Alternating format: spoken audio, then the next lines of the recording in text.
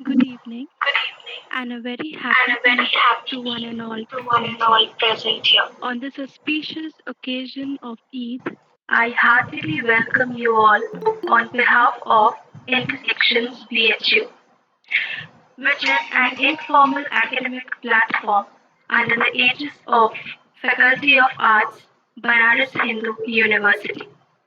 The The purpose purpose of of this this online online lecture lecture series series is is to to address address young young minds minds of of scholars, scholars, academicians, academicians, and and mostly mostly PG PG students students to to bring bring about about an an awareness awareness of of the the recent recent and and ongoing ongoing studies studies in in the the sphere sphere of of academics. academics. Today, Today, we we have have among among us us an an esteemed esteemed speaker, speaker, Dr. Dr. Yogesh Yogesh Kumar Kumar Dubey, Dubey, who who is is presently presently working working as as an an assistant assistant professor professor in in the the Department Department of of English, English, University University of of Delhi. Delhi. Sir Sir has has done done his his MA MA and and PhD PhD from from University University of of Allahabad. Allahabad. His His interests interests include include literary literary theory theory and and criticism, criticism, Shakespeare Shakespeare studies, studies, and and folk tales. folktales. As As a a research research scholar, scholar, Sir Sir has has worked worked on on Shakespeare, Shakespeare, and and his his thesis thesis is is entitled entitled A A Feminist Feminist Response Response to to Shakespeare's Shakespeare's Problem Problem Plays. Plays. So, So, without without further further delay, delay, I, I, on on behalf behalf of of Intersections Intersections Banaras Banaras Hindu Hindu University, University, welcome welcome you, you, sir. sir. Before Before we we begin, begin, I I have have a a few few requests requests for for the the participants. participants. Participants Participants are are requested requested to to drop drop the the questions questions in in the the chat chat box. box.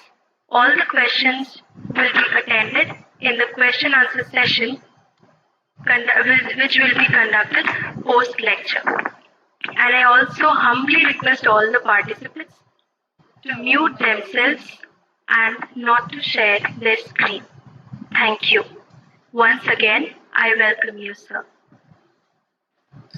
Thank Thank you, you, Best Best Kiji. Kiji. Many Many thanks thanks to to you, you, to to the the Department Department of of English, English, B.H.U, B.H.U, and and Dr. Dr. Vivek Vivek Singh. Singh.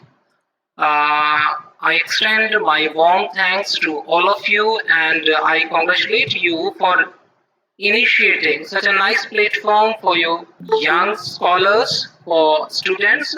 and And I I believe believe that that not not only only young young scholars, scholars, even even we we as as faculty faculty members members also also get get influenced influenced from from each each other. other.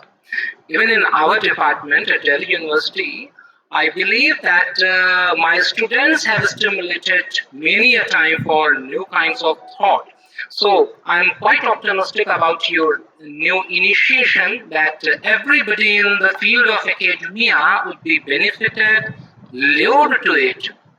So So uh, the the topic topic I I have have chosen chosen for for today today is is representation representation of of women women in in Awadhi Awadhi folk folk tales. tales. I I believe believe I I should should give give a a presentation presentation also also for for your your convenience, convenience, not not only only kind of kind thing of one thing way one way speaking. speaking. So for So that for that purpose, I purpose, would I would be be giving a giving a short short presentation presentation also. also.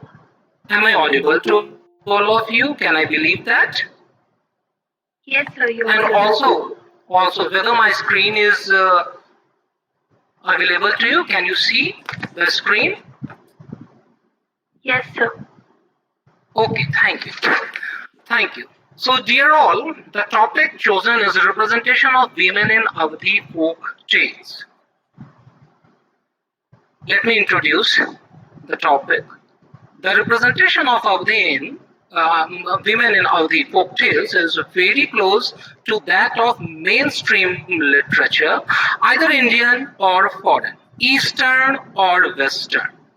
These These folk folk tales tales represent represent women women along along with with the the issues issues concerning concerning all all women women of of all all times times and and all all societies. societies. That is That is irrespective irrespective of of their their race, race, moment, moment.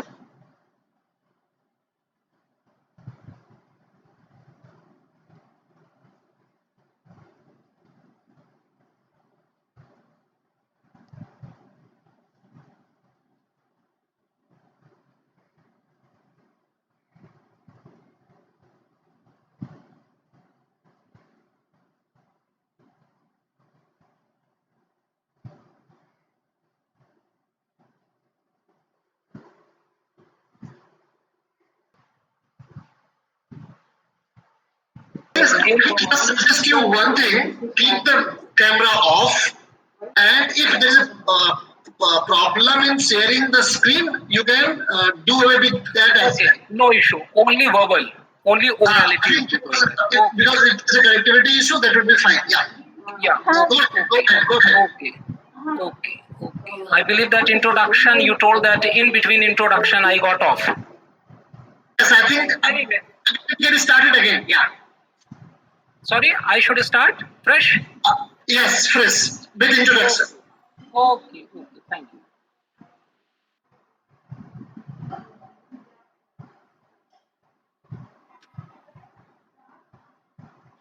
So, representation of women in Awadhi folk tales. When it comes to the introduction, at first, let me tell you that I would be talking a bit about what is Awadhi, then Awadhi folk tales, its features, the nature and function of Awadhi folk tales.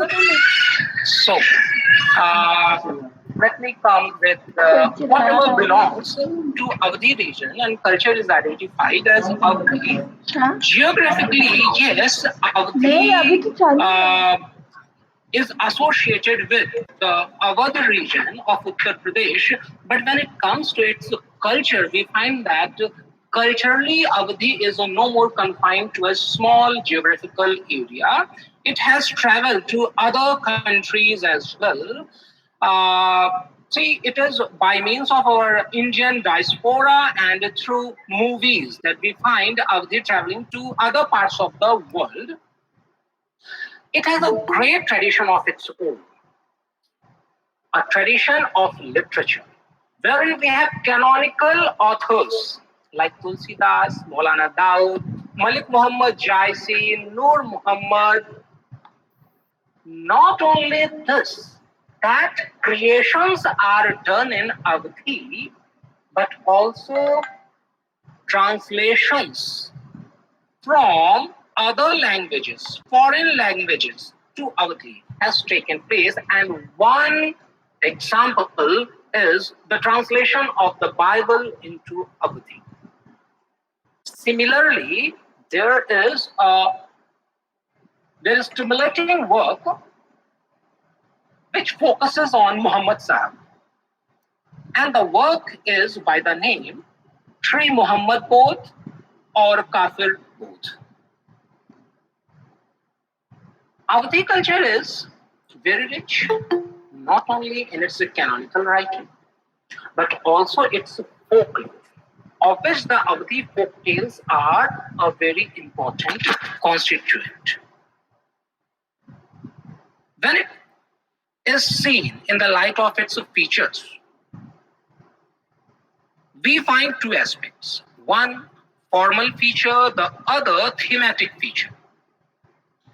Delightful teaching could be taken in between them.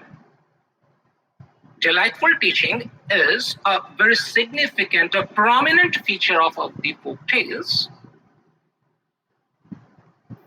and that comes not only from the formality, the formal arrangement or formal use of language or sub-language, but also from the theme, from the content. When we move ahead about its formal features, we find that marginalization of proper noun is another characteristic of Awadhi folk tales. Names of people, place, time are marginalized. And in their places, generalized or common nouns are used. We are introduced to the characters of these tales as there was a man, there was a woman, there was a boy, a girl, a king, a queen, etc. Or according to their profession, which today we term as caste, used to be profession. There was a banya, a pandit, a kutni, etc. So either gender, profession, caste, or behavior are taken for setting the identities of the characters of these tales, because people with these identities are to be found everywhere in all societies and in all ages.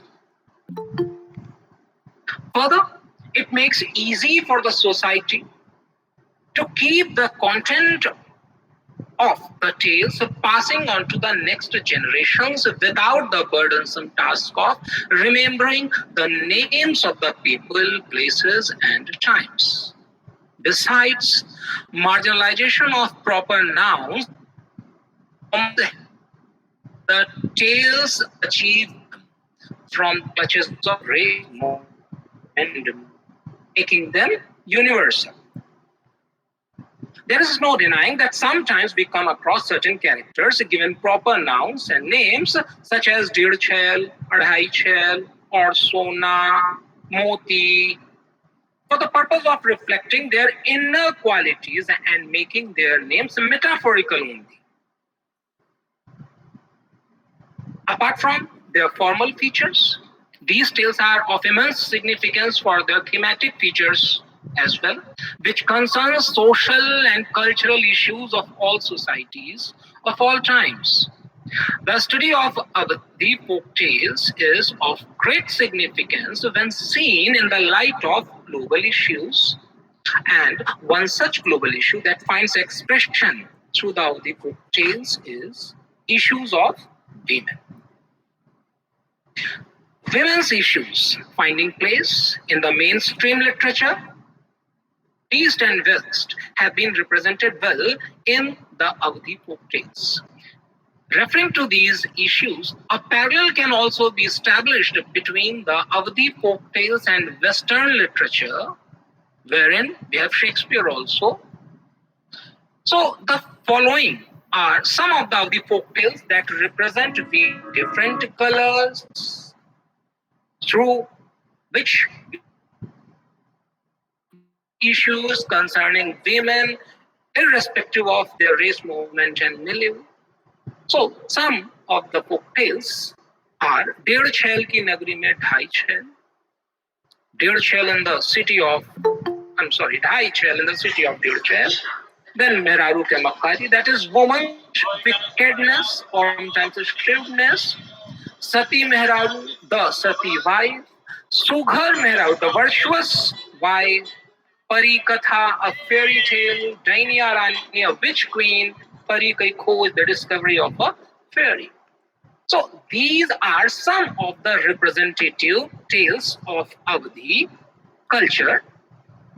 And for the purpose of the present discussion, I would be taking two of these initially. If time allows, would be moving ahead. So one is woman's wickedness, and the other one is the Sati wife. And I have chosen them with purpose, the purpose that they reflect on major issues of women concerning all women. Number two, they have the essence of delight also, delightful teaching. So let me give you an outline, a very brief outline of these tales, and then analysis. So the first tale under consideration is Mehraru Ke Makkari, or Woman's Wickedness. This tale focuses on a wife's brilliant use of her mind. The husband in this tale believes that all women are shrewd and wicked. He tells his wife to teach him some tricks of wickedness. The wife very politely agrees to fulfill his desire of learning wickedness. She does not get angry or irritated on her husband's biased attitude against women. Instead of losing her calm, she plays a food trick on her husband. See, food trick. Women are confined to kitchen domestic affairs, and from there she devises her trick, food trick. One day, before the husband goes to the field for tilling it, the wife hides a dead fish under the upper level of the earth in the field. The moment the husband starts tilling the field, he finds the fish and gets overjoyed, very much happy, emotions.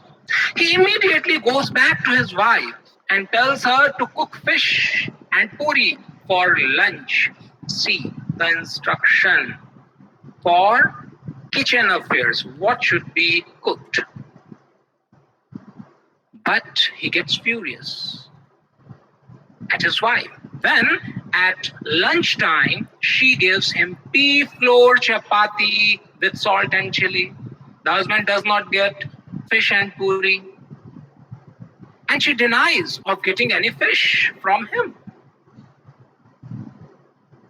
Her denial of getting any fish from him makes him impatient, and his shouts at her bring the neighbors at their door.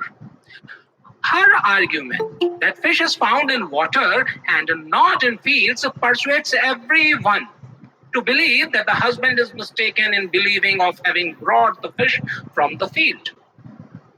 Getting furious at his wife, the man starts beating her.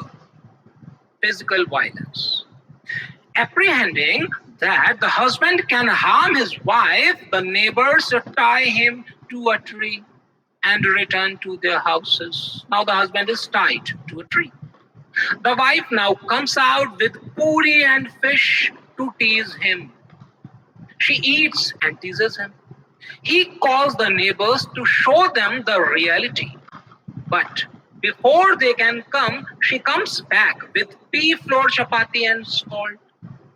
The neighbors are now fully convinced that the man is out of his senses. The wife gets everyone's sympathy. And after the departure of the neighbors, the wife unties her husband and gives him fish and puri to eat.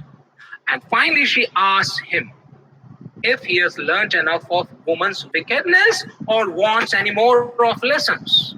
To quote her, मकारी अच्छी तरह सीख ही लीने हो कि कौनो कसर रह गया है. Have you learnt wickedness perfectly or want any improvement on that? And the husband acknowledges that he has learned that and he doesn't want to get any more of lesson on woman's wickedness. The second one we have by the name Sati Mehraru, a very small, very short. This is the Sati wife. This tale focuses on a husband's expectation from his wife in a patriarchal system. This is a universal characteristic of probably the universal characteristics of husbands in patriarchal setup. Yes, obviously. And the husband in this tale asks his wife how much she loves him. Immediately we are reminded of Shakespeare's King Lear, who asked his daughters about their amount of love for him. This is something universal, universality. So the wife says that she loves him so much that she cannot live without him, and in case he dies, she will become a sati by committing self-immolation on his pyre. So now the time for testing. Wife's words come. One night, by controlling his breath and body movements, the husband pretends his death. People come to carry his body for cremation, but he stiffens up his leg after putting it in a hole by the door of the house to let them not take him out. By the consent of his wife, people get ready to cut his leg instead of breaking the hole in the wall. And to protect his leg from being severed, the husband loosens his leg a little, and people need not cut his leg. But before his body could be cremated, he comes back to his house and starts beating his wife. Physical violence once again we see. Peace is restored between husband and wife, no doubt, but only after the interference of neighbors, society's role. Now, only these two tales. What are the issues raised through these tales. One, the stereotyping of women. When in the first tale we find husband identifying women as wicked and shrewd being, we find women are being stereotyped. So projecting the husband as the mouthpiece of patriarchy, the tale reflects how women in patriarchy are stereotyped as shrewd and wicked. The husband says, it is said that women are very much shrewd and wicked. Then the other issue is of violence against women, domestic violence, under which we have physical and verbal both. The first tale, when the husband fails to convince his neighbors regarding his fish finding event and sees his wife sounding more convincing and logical in her view that fish is found in water and not in fields, he loses his control and starts beating her. This is physical violence. Similarly, similar kinds of examples we have in Western literature as well.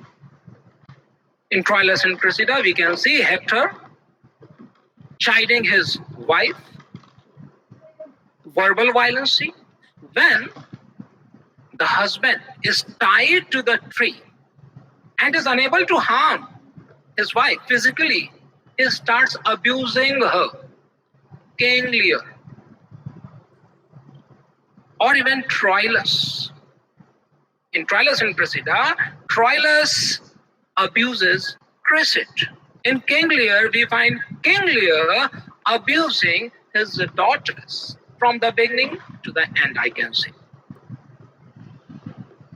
Then, the first tale again, we find the tale projecting the wife on the winning side. Cassian. Both these issues, that is the stereotyping, that is violence, are met successfully within the tale by means of projecting the woman on the winning side. Her victory suggests, connotates that woman is winning here. The husband is made a prey to the wife's foot trick for having biased notions against women as wicked being. This is done by the wife herself. The wife hatches a plot of foot trick and the husband gets snared up in that. Number two, his being tied to the tree is the result of his wife beating. And then he is tied not by wife, but by the society. The tales are with messages for the society, not only entertainment, teaching that society also has some responsibility. Further, representation, as the title is, what kind of character she emerges. Unlike the patriarchal projection of virtuous women as shy, silent, passive, dependent, not decisive, irrational, emotional, the woman of the tale is candid, speaking, independent, decisive, rational, and practical too. Like Cressida, like Helen, like Isabel, all from Shakespeare. She possesses all the qualities which patriarchy attributes to men only. It is only she who devises the foot trick to teach a lesson to her husband for having biased notions against women. The success of her foot trick not only teaches her husband a lesson, but also reveals her ability in reading the character of her husband in particular and men in general. That is, women can read the character of men. Women have that kind of ability. Her foot trick is what? That shows the character reading ability of the wife. Then she is the manager figure also. The woman in the tale has complete control over the events taking place in the tale. She is the sole manager figure of the tale. The husband attempts to control the kitchen by instruction that fish and puri should be cooked, but the wife decides what is to be done.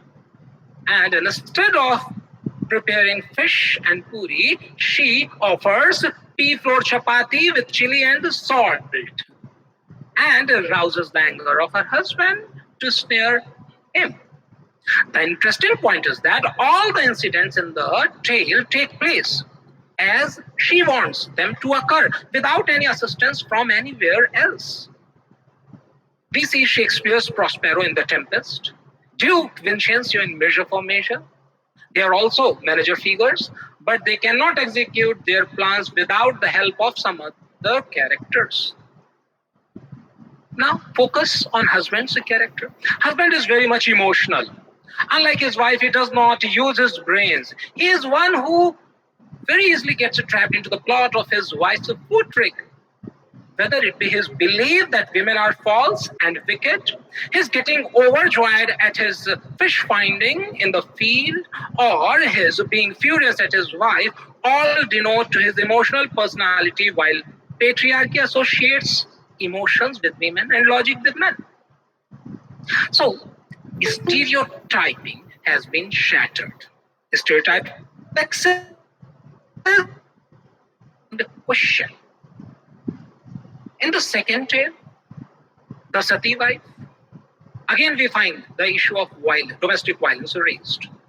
Before the end of the tale, the husband beats his wife bitterly, as she, believing her husband to be dead, had given her consent for severing his leg and did not think of committing self-immolation. Expectation was self-immolation. Okay.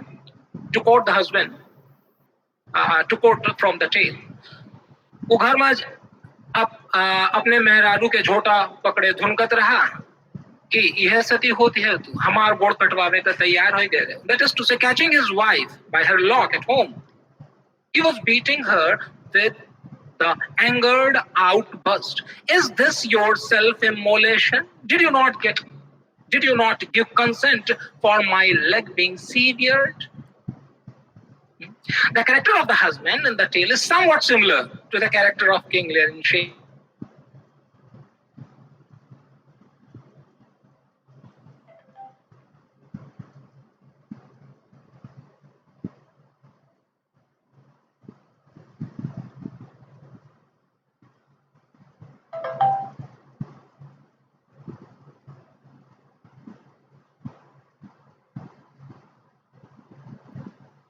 Unlike Lear, the husband in this tale puts the words of his wife on test. The man in this tale is as emotional as Lear. The emotional aspect of the tale's husband is not limited to his attraction for fawning words from his wife. His anger on and beating of his wife also reveals his emotional character. Unlike the patriarchal belief of men being rational and logical, the husband is quite emotional,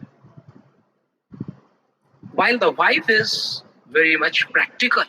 She is with practical approach. She does not follow the way Cordelia followed in King Lear. Cordelia was exiled because she did not use soft, luring words. But here we find the wife taking an oath that she loves her husband to the extent that she would be dying with him if he dies. So she says, when she is asked about the limit of her love for him, she says that yatna ki jab tu mar jabe to hum tore sathe sati ho jaye. That is so much. I love you so much that I will commit self-immolation on your death. Okay. So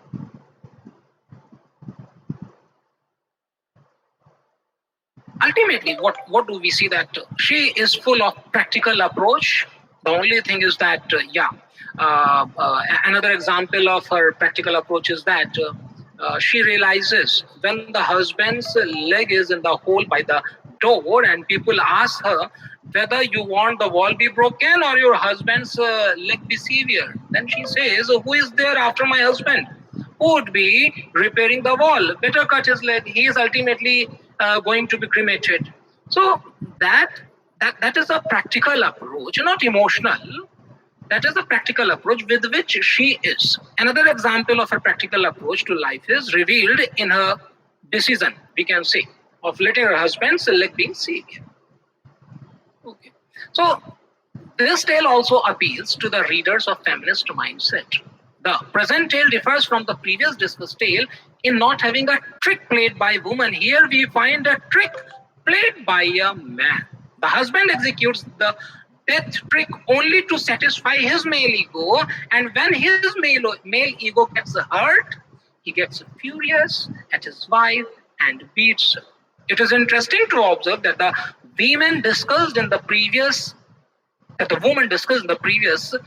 tale are successful in their tricks as they find the expected results from their trick, but the husband in this tale fails in his trick as his expectation of seeing his wife getting ready for committing self-immolation at his death is not fulfilled. The tale is a success in revealing the patriarchal mindset before its readers. So ultimately, coming closer to the conclusion, I have excluded a few tales, keeping in mind the time constraint. If we go wider, we find the issues reflected through folk tales of Awadhi are sexual exploitation of women, derogatory treatment given to them, domestic violence, both kind, verbal and physical, and underestimation of their abilities. These are few. So in the light of the above discussion, it becomes very clear that the tales under consideration are apt object for feminist analysis. These tales appear to have projected men and women in a fashion quite different from the fashion of patriarchal tradition. All these tales have been successful in arousing the sense of feminist aestheticism in its readers. The male protagonist in the tales under question stand for those men of patriarchy who maintain that a woman is a being who identifies and is identified as one whose sexuality exists for someone else who is socially male.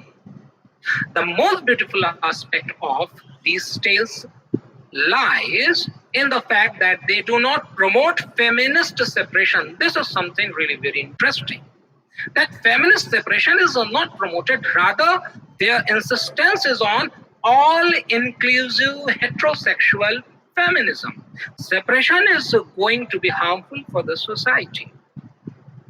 The women in the above discussed tales do not appear to have any hatred or bias against men, though they do not lack in feminist spirit as well.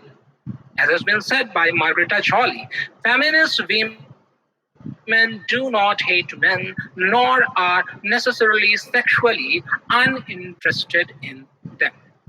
By the end of all these tales, we find the reconciliation of opposites.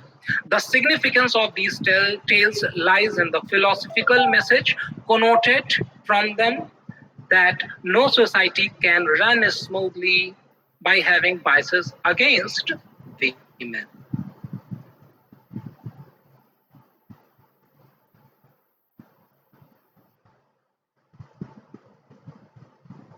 Tales seem to philosophize as they can do the things which men can hardly even dream of. I believe time is over. Won't be including any more of discussions from any other tale. Only will be letting you know of the references which I used. One is Awadhi Granthavali by Bani publication. There we happen to get a collection of the folklore, and then some theoretical works such as Jolly Margareta's Feminist Heterosexuality or Catherine McKinnon's Feminism, Marxism Method and the State and Agenda for Theory. A few are these references which I would share with you. Now I hand over to the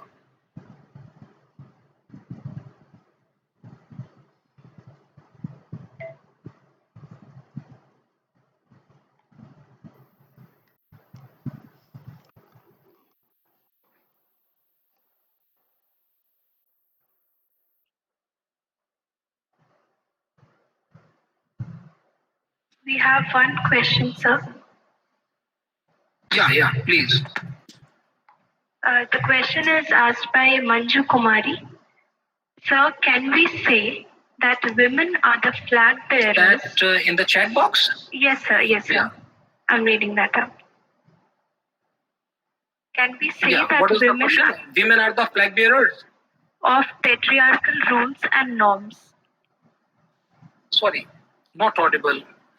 Hello. So, yeah, I can see. Am I audible, sir? Can we say, yeah, I can see, Manju Kumari. Can we say that women are the flag bearers of patriarchal rules and norms? Uh, mm, I believe that to some extent, can we say that women are flag bearers of patriarchal rules and norms? See, what happens that exactly. Hello. Hello. Yes, sir, you're audible.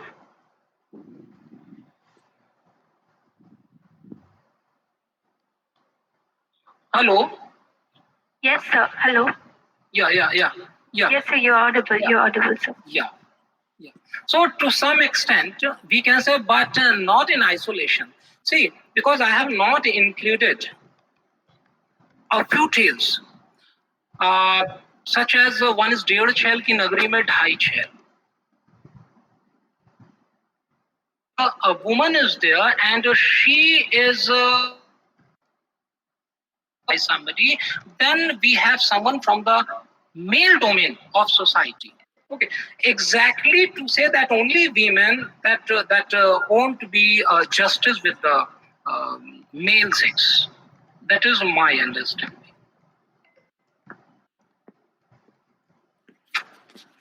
Hello. Yes, sir. So we have one more question by Adiputri Sthitapragyan. Yeah. The question is, sir, is it wrong to say that modern readers are losing their interest in old myths and folk tales? So my question is, how do we see this in the future and how can we change this for our good? See, we won't ever be losing. It is believed. It is sometimes believed that ultimately we have to go to our origin. We won't be having anything. We have to return to our origin because the origins would be coming in some form.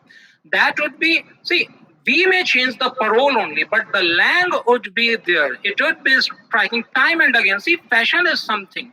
As it happens with our wearing fashion, it comes back. It comes back, but in a bit new shape. Likewise, I don't believe that we are going to lose the interest because people are working. And you see, a number of NGOs are working there, institutions are there, not only in India, but other country. And yes, the question is very good because even this is the responsibility of the people working in academic institutions. For example, in my classroom, I let the students be familiar with this fact that the West is not going to listen to you for Shakespeare, for Milton, for Spencer. They know.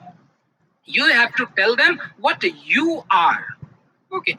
So I don't believe in this kind of. I don't have any fear. Our past is quite secure and safe. We are moving ahead. Tradition, individual talent. Keep that in mind. Tradition, individual talent by T.S. Eliot. Okay. Thank you, sir. The next question is asked by Pragya Dev. The tales that are narrated in any vrata seems to have the patriarchal bent. For example, Satyanarayan Katha is really Yes. questionable, and the list goes on. What is your opinion, sir? Yeah, my opinion, see, there is no denying. Vrat Katha, they appear to be, that is something where I too have the question. I also raise the question, why should only women have fast? Why not men? Especially on certain special occasions, for example, Vrat Katha Satyanarayan or many other, I don't know, a number of festivals are there which are kept for the long life of husband. I believe that now tradition, individual talent, I will take again. Now individual talent is required. See, we when we go back to our origin, we find we have all kinds of, I mean, both the aspects, some brighter aspect, a scientific aspect, some aspect of fear and apprehension. So I believe that there was a time when women were dependent. Once again, I am against separatist feminism. I am in favor of that heterosexual feminism, which unites, which makes husband and wife or men and women together.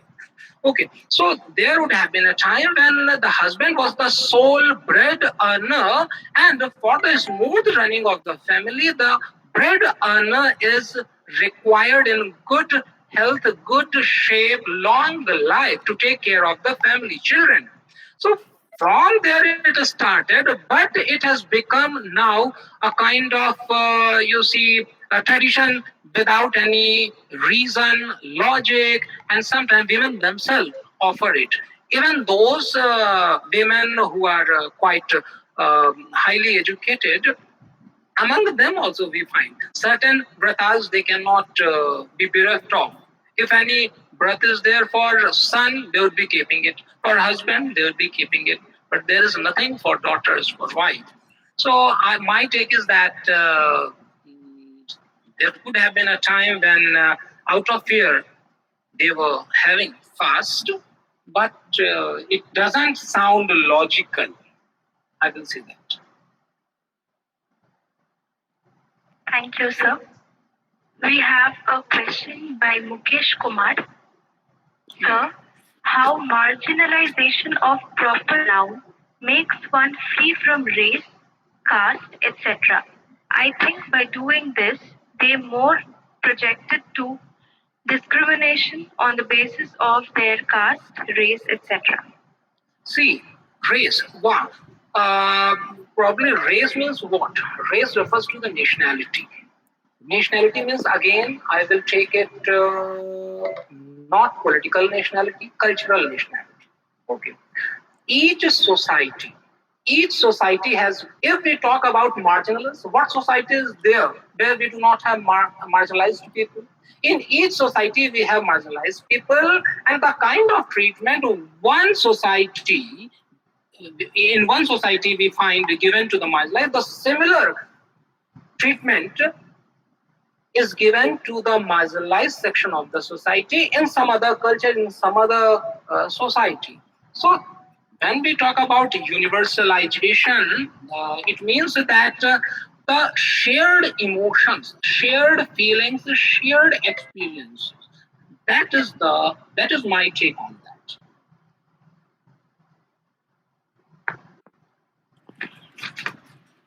Thank you, sir. We have a question again by Manju Kumari. Sir, all the Sanskari women are considered perfect wives, mothers, etc.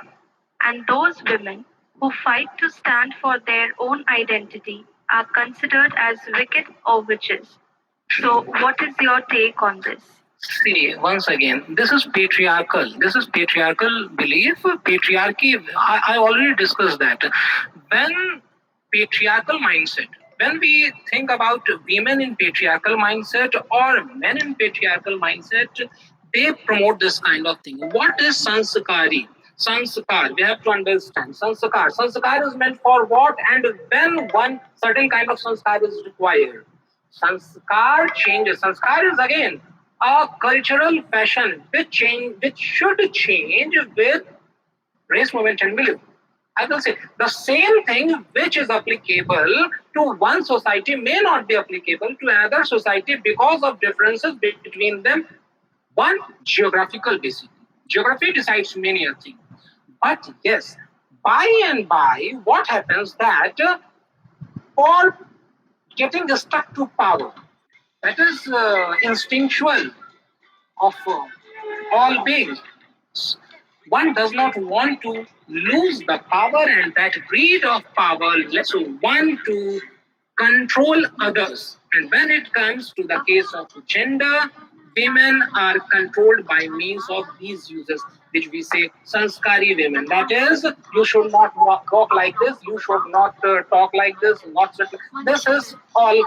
This all concerns sanskar. So my take is very clear that democracy should be there. Everybody should be given equal freedom, but without hurting others. No intentional, no direct or indirect hurting should be of other members of society. I'm not talking of emotional unless it is intended.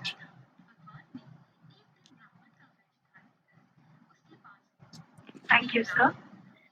The next question is by Shrima Pahari. Sir, in the first story, we see that the patriarchal domination is represented by the wife. So, can we discuss this from the perspective of matriarchy? See, I don't agree.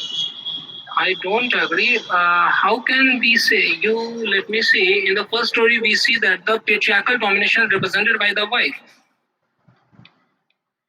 How can we say that is patriarchal domination? I don't agree with this view. See, to me, this is not patriarchal. Had it been patriarchal, she would have. A patriarchal mindset does not dominate man. A patriarchal mindset dominates woman. Had she been a woman of patriarchal mindset, she would have followed patriarchal rules and norms. She would have taught or would have gone against those women who challenge patriarchy. Sometimes we see in mother lakis kind of thing that the daughter is to have pallu on her head, the daughter is daughter-in-law. Daughter-in-law is to behave that way, this way, that kind of thing. I believe that the patriarchal mindset is there. But here, I don't agree that she is with patriarchal mindset. She has to make, see, age is old. We have to keep in mind that whatever decisions are taken by any character, that is taken within the frame of society. Suppose one goes completely outside of the periphery of society, one would not be deemed to have a practical approach. Practicality is the most important thing. Unless you are practical, you won't be wearing gloves before touching a naked wire or wire. Okay, so one has to be smart enough. You have to live in the same system and fight with that also without letting any other person, either of your own sex or other sex, to blame you, to criticize you, to oust you.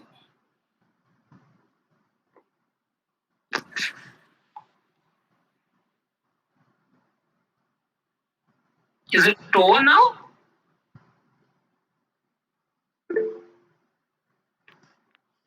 Thank you, sir. Thank you, sir. Yeah. Yes, sir. There's one more question by K.C. Muralidharan Dharan. Is not practical a patriarchal device?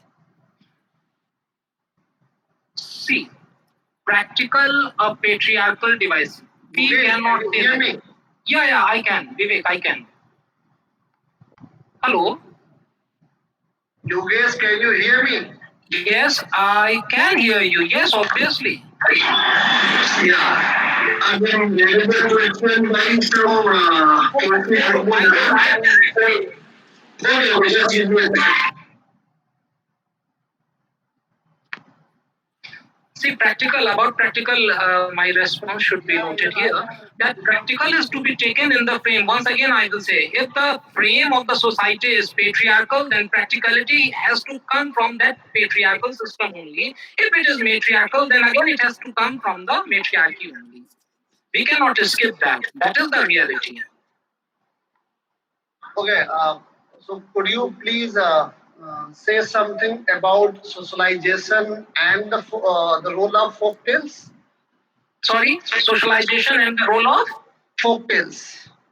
Yes, socialization and the role of folktale. The role of folktale about socialization. For example, in both these tales, I found that the society ultimately comes ahead to resolve the issues. Folk tales ultimately tend to a happy union, happy reconciliation of opposites. And this is something which we need in our day to day life because we cannot fight every time, everywhere. Some management, some agreement, some kind of bargaining is to be done. Somewhere we have to find the poise. That is the practicality, and this is the socialization. Okay. And yeah. Okay, let me take a very different stand in the sense that, can you hear me? Yeah, am I audible? Yeah. Yeah, sometimes your voice get broken. Yeah. Yeah, it's heavily raining over here, so there's a problem. Okay. Okay, Vivek. Okay, Yes, Vivek.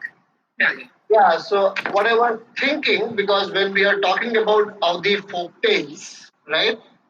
Uh, there is a tendency to judge the folk tales with the lens of a Western Western epistemology. Let's say, for example, when we are reading a character, when we are reading some story, we are reading some tales.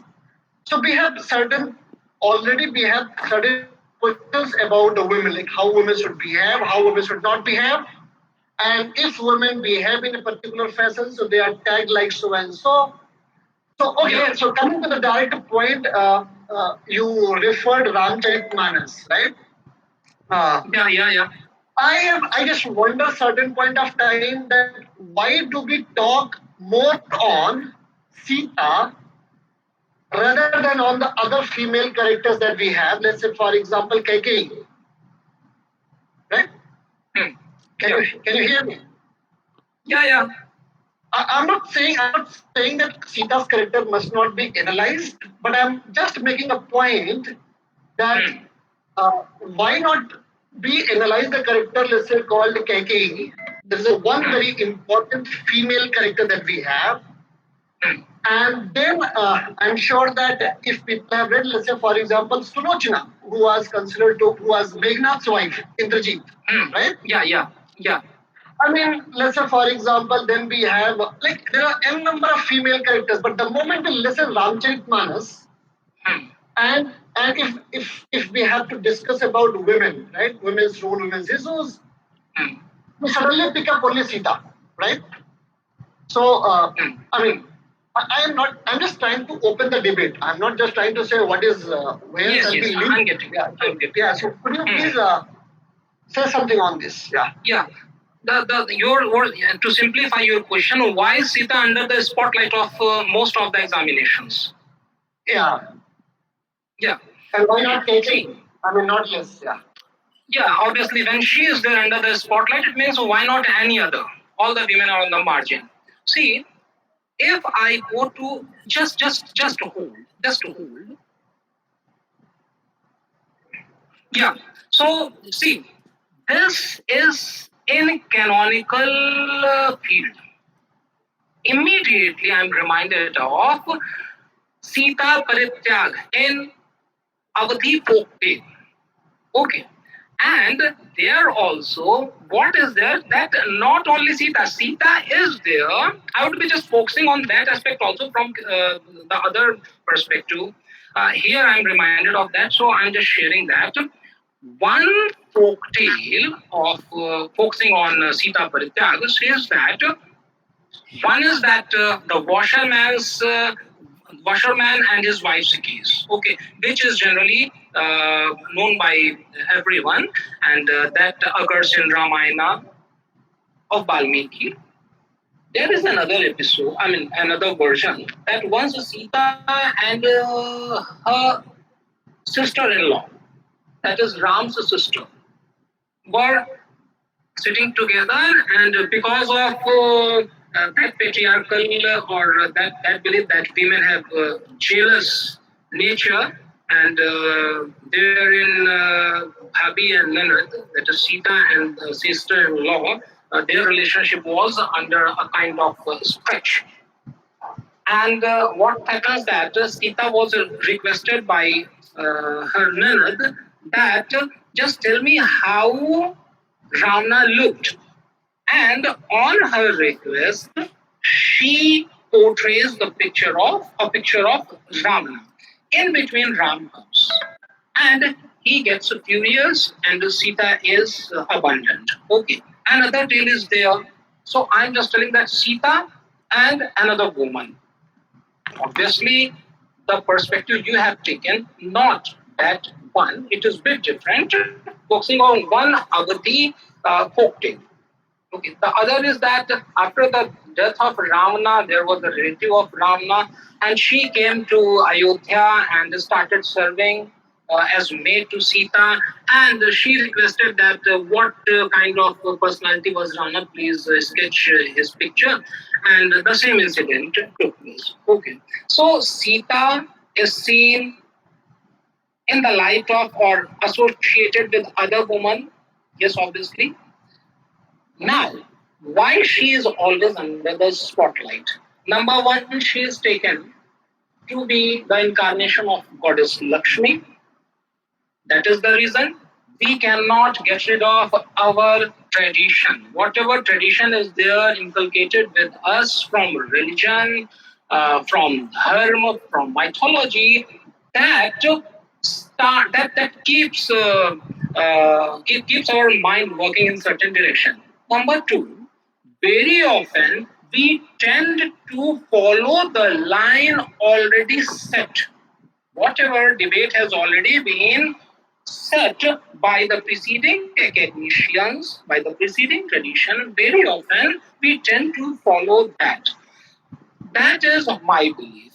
That she is incarnation of goddess. Because of that, she has been given very much hype, and also Valmiki has given him a hype. Because of that, that is my take on that.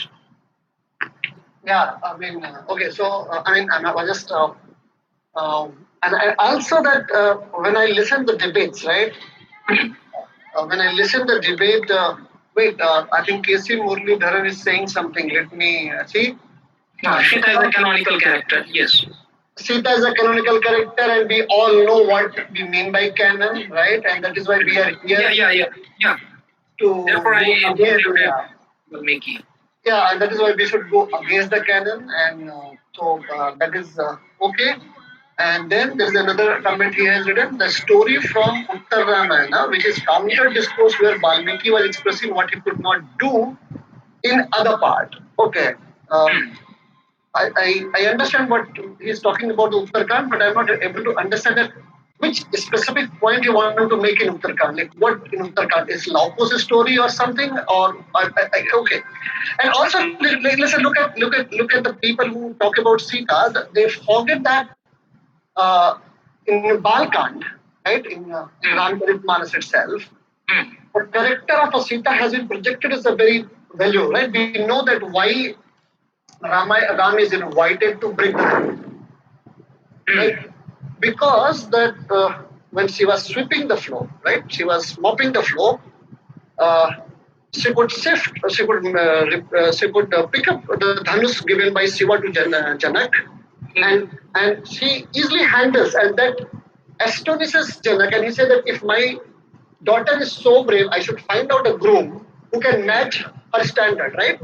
So my point, like what I'm saying that how far it is true. I'm just asking a question. I mean, in debate form, how far it is true that when we are looking at certain stories, or let's say for example certain folk tales, is important to look at in a particular context in which was written or produced, rather than stretching the story after 300 or 400 years or let's say 1,000 years back or before, and then analyze it but with certain new framework.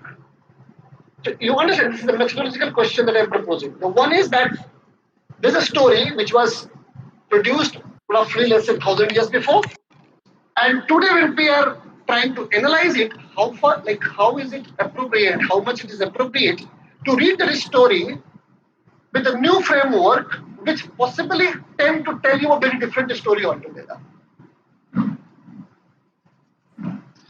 See, once again, in a nutshell, I could not pinpoint your on what you want me to respond. I'm saying that is it not important to look at the story in the context? In the context of? Yeah, I mean today's context. No, I mean the story when you are writing, right? When you are writing. So I should know that who wrote it, when did he write it, in what context did he write it, right? And why is he writing so? Yeah, contextualization. You want your focus is on why something was written. And when we are talking about the folktale is something which is not written actually, right? Which is told, which is narrated. Yes. Folktale is something which comes orally. So could you speak more about the narrative structure of folktales if possible? See, about that, I believe that, what to believe here? It's very clear that from generation to generation, it passes in oral form. And with the change of time and with the progress of society, a certain number of adaptations are also incorporated in the tales. So folk tales, I believe, because of being narrative, do not remain exactly the same from its origin time. The theme is very often same, but not always. One example is there. I was familiar with a story of folktale which was told to me by my mother. But about 3 years back, somebody told me a story, the same story, but that person told me more of that. In fact, the story I knew was only half. And because of that, I took the story being, of a patriarchal nature. Or I should say that the story projected, what the story was known to me, that projected women under negative coloring.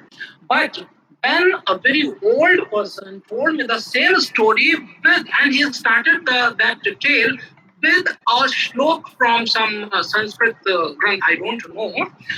Only one shloka was there and the interpretation was there. And the focus then was not woman hunger. Then I could, on my personal experience, found that it is because of orality. Sometimes the people miss certain part of the story, and then we find a complete change interpretation of the same thing. So when we talk about the nature of orality, if it is not exactly the contextualization, if it is not contextualized, sometimes it may be misinterpreted. Yeah, what I wanted to make a point is this, that let's say, for example, when we say that these folk tales are talking about patriarchy, right? They're talking. Let's say, for example, when we say that this particular narrative or this particular story forms has represented women as a subordinate category, and whereas men are dominant category. What I want my students to also think over, that when we say this line, what are we presuming? What assumptions we have already got in, which makes us to think on these lines, right? So, like what I'm saying is simple. What I'm saying is that how do you understand that this is a patriarchal norms? This is where we can say that women are subordinate. So let's say, for example, when you are reading, let's say you are referring about Macbeth, right? Mhm. So I was just thinking when you were talking about the story, when you were talking about Macbeth, King Lear, Merchant of Venice, so on and so forth, written by Shakespeare, Mhm. and then one side we had folk tales in Awadhi form, in Braj, Madhubani, so on and so forth. So uh, they not necessarily correspond in the same form, in the same thematic line, but rather I think they tell a very different story about a woman, right? Let's Yes, say, for obviously. example, a woman which you talked about, I right? choose. Yeah. The two women. Hmm. I still wonder Hmm. that do we have that kind of a women, the persona in Shakespeare's Yes, we any have. We have. We have. In fact, I have worked on Shakespeare, and there I found, therefore, for example, you see Isabel. And for example, I told you that a few tales are there which I could not incorporate because of time constraint. So we have a few women characters which, for example, see, here I did not talk about that डेढ़ छेल की नगरी में ढाई छेल. We have the use of Beatrix. And the same metric we find in Shakespeare's Measure for Measure, in All's Well That Ends Well, Much Ado. Okay, so similarities are there. Metrics are used there as well. Or this expectation of fawning words. King Lear. King Lear is very much fond of self, that is glorification and love and all kinds of things. The same is in the second story, second tale, where the husband wants to know how much you love me. So something is there that is universal, I believe. And Okay, whatever is universal, that would be finding place in our folk tales because that comes from society, not by an individual author. And in folk tales, we would be having all kinds of things. so let me, I think, be more clear to my audience, right? Let's say, for example, when you were talking about the story, you use the word Makari, right? Yeah. Right. That is the title of the story. Yeah. No, one is the title which you used to narrate the story, you use the word Makari. Huh. To my surprise, Hmm. if we read the story and then we try to understand what Makari means out of it, right? Then possibly we are going to reach to very different meaning altogether. Obviously, one can do. Right. Here you see that women. Sorry, here that girl, that lady who planted the entire trick is not actually Makkar. Makkar means the way we understand today, right? Yeah. She she deliberately did not do so, right? Her intention was to explain that how you can outsmart yourself, right? Yeah, he wanted to learn a lesson and she gave a practical lesson. That is exactly the point I'm making. See, the point I'm making is that when we are using a particular word, right, which is coming from a particular context, and if we misplace it somewhere else and use it, let's say, for example, Yogesh, if you say me, Vivek, tum bahut makkar ho, right? And if you say me, Vivek, tum bahut makkar ho, and the word which you use is not in the context in which you told the story. So here, can you say that a woman who was talking about, who was displaying her Makkari character, and when you say, "Ki Vivek, you are Makkar," they both become very different. Yes, it was a general word used for all the people from the fair sex that women are makkar. So all women have been put into the same boat by him. He says that it is ऐसा सुना जाता है कि मेहरुबें बड़ी मक्कार होती हैं. This is the line of the story, the line of the tale. Yeah, So that appears something derogatory. I mean, taken for granted and stereotyping. All women or all men cannot be of the same kind, same nature. Yeah, so just a second. Arnab Panda has asked something. When we are trying to contextualize certain story to prevent misinterpretations, are we not in a way restricting the free play meaning making? And as we know, every interpretation is more or less a misinterpretation. So, what is the way out? How much we can allow this free space on meaning making? See, the first thing is that you are basically talking about hermeneutics. Simple. In simple sense, you are talking about the hermeneutics. So, if you are saying that let us let me let us allow the text to have a free play, that moment itself you are going to contextualize it. The moment you say that I'm allowing, I'm letting the narrative to play its own way, you have contextualized already, right? Second is, now being very specific to your question, every reading is a misinterpretation is a different thing, but saying so that which misinterpretations can be approved or legitimized, that is the question, right? So, Arnav, I'm responding to your question by saying so that we can't be as a critical thinker. If we are, we cannot get away by saying that it's a free play. We can't say. So basically, what you're going to do. So if you pick up any particular text, let's say for example, what Yogesh was talking about, two different story. Out of 45, 46 people, everyone has a different interpretation, and they say everyone is right. No, that's not true. You should have a reading skill, you should have a writing skill, you should have analytical skill, and you should know what is hermeneutics all about. Then only possible is to reach to a right meaning. So we cannot get away by saying is that every reading is a misinterpretation, so let's get out of it.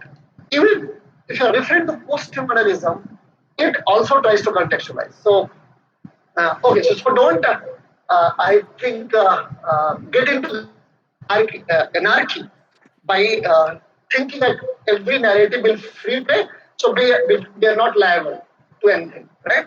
That will be anarchy, and then it's not possible anyway. Uh, uh, okay, so I think I mean it can go on and on. Yes, Right, obviously. so Now, we have just opened the floodgate, right? We have opened up the floodgate, and I hope that people will understand it, and people will think about it, people will discuss it. see, And the important thing which I want to promote here, that everybody should be thinking about his or her culture roots as well and go back to there, because once again, if we are in English studies or in any literary studies, what is there with us our own? What are we going to show? And this is the thing which promoted me as well for looking into Awadhi culture. That is the thing which I will send here as a message. okay, so I will invite Baisakhi to continue the session, and we are meeting on 4th of August with the talk on the subject of tolerance. We have already circulated the reading material, and so see you on the 4th at the same time. Okay, Baisakhi, go on. Okay. Yes, sir. Thank you, sir. I now invite Ariputri B to extend the formal vote of thanks. Yeah, I'm audible. Yeah, please. Yeah. Thank you, Baisakhi, for this opportunity, and it's my privilege to propose a vote of thanks for this event to all dignitaries assembled here. And a very good evening, everyone. Ariputri, on behalf of intersections B.H.U and myself, extend a very sincere vote of thanks to all who have helped us in making this lecture such a great success. First and foremost, I would like to express our deep sense of gratitude to our chief speaker, Dr. Yogesh Dubey sir, for having me graciously consented to participate in this event despite his busy schedule. Thank you, sir, for your thought-provoking talk on representation of women in Awadhi folktales. Your lecture weighs some really overlooked patriarchal aspects that exist even today and bringing it all in alignment with experienced traits. This indeed gave us ample food for thought. Thank you, sir. I express my sincere gratitude to Dr. Vivek Singh sir for motivating and inspiring us in all possible ways. Thank you, sir. A special vote of thanks to everyone here for gracing this online platform with their presence and keeping up with us despite the technical glitches. Once again, I thank one and all present here. Thank you. Thank you.